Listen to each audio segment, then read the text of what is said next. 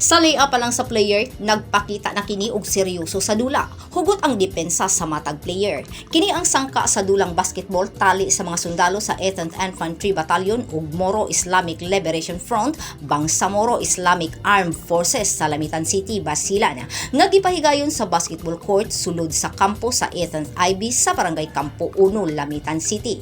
Usa kini ka friendship game nga nagtinguha nga mapalig-on ang relasyon ug panaghigalaay sa duha ka grupo.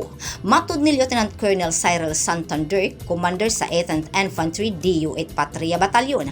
Pinag-usapan namin yung friendship game, fellowship game with the MILF kasi para ma-strengthen ulit, mabalik yung camaraderie ang mga MILF commanders at ang mga tropa nila. Tapos of course yung ating mga kasundaluhan kasi nga mukhang nagkaroon ng konting lamat siya noong nangyari na enkwentro sa barangay Ulitan sa Ungkayapukan.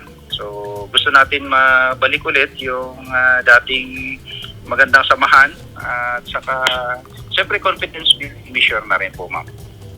Ang friendship game, usa lamang kapaagi aron mulungtad og dugay ang natagamtaman nga kalinaw sa mga tawo sa usa ka lugar.